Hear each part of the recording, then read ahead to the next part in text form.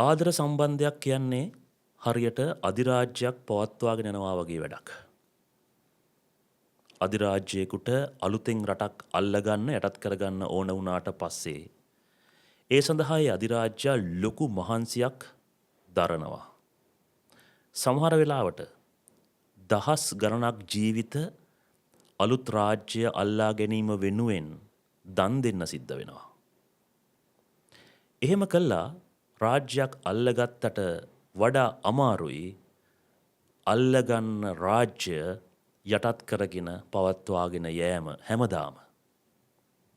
ආදර සම්බන්ධයක් වුණත් එහෙමයි. සම්බන්ධයක් පටන් ගන්න කොච්චර මහන්සි වුණත් ඇත්තටම අමාරු සම්බන්ධයක් පටන් ගන්න එක නෙමෙයි. සම්බන්ධය පවත්වාගෙන යන එක.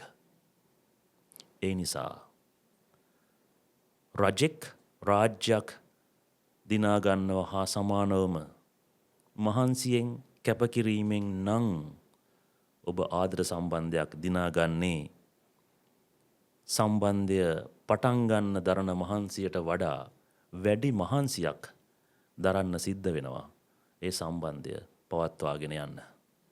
එහෙම නැත්තම් අධිරාජ්‍යයාගේ රාජ්‍යයන් දවසින් දවස නැති වෙලා ගිහිල්ලා ඒ අධිරාජ්‍යයා සාමාන්‍ය රජෙක් බවට පත් වෙනවා.